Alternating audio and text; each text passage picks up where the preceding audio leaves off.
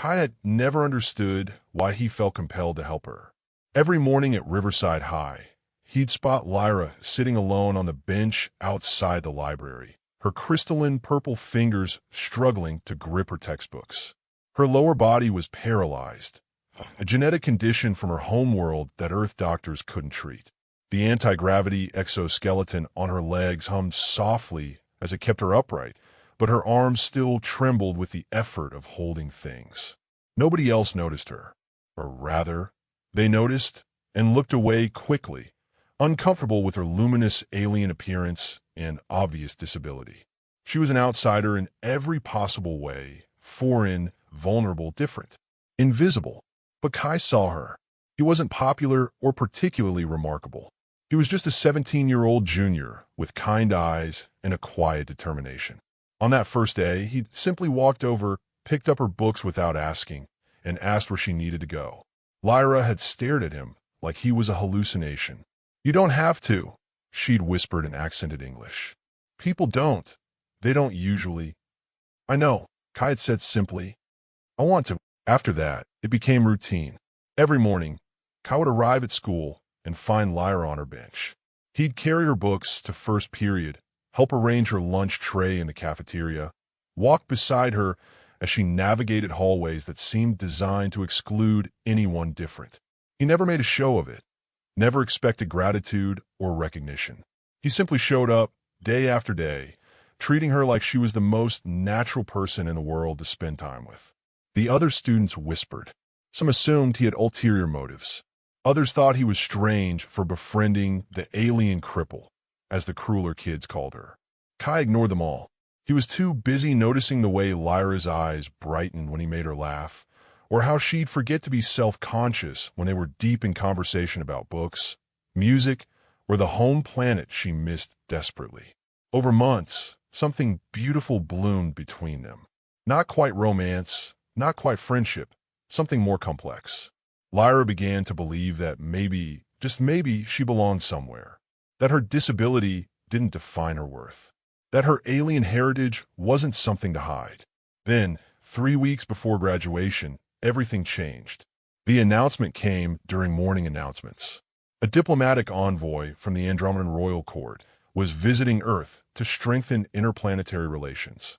The broadcast showed images of a gleaming spacecraft, formal ceremonies, distinguished dignitaries in elaborate robes. And then they showed her face. Princess Lyra of Andromeda, the announcer said, separated from her family at age 7 when her genetic condition manifested.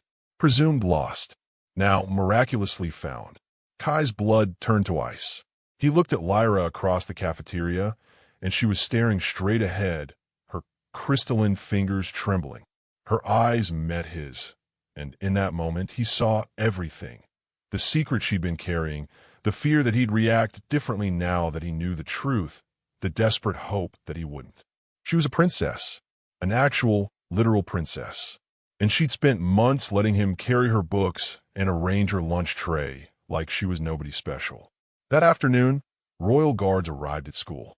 They processed Lyra with deference and ceremony, preparing her for the diplomatic reception. She moved through it all like a ghost, going through the motions of formality while her eyes searched for Kai's. He found her before the guards could escort her away. "You should have told me," he said quietly.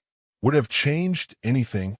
Lyra asked, her voice small and afraid. "Would you still have carried my books if you'd known I was royalty?" Kai stepped closer, taking her trembling hand.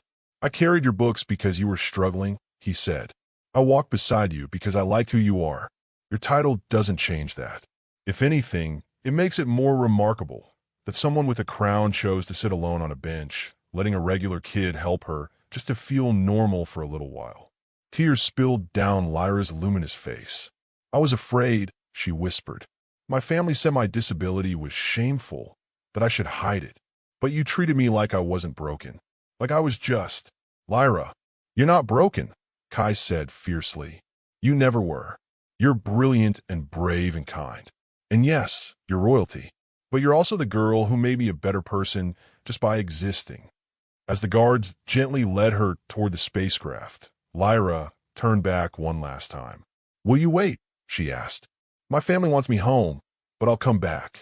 I have to finish senior year. I have to know what happens next. Kai smiled. I'll carry your books every single day until you do.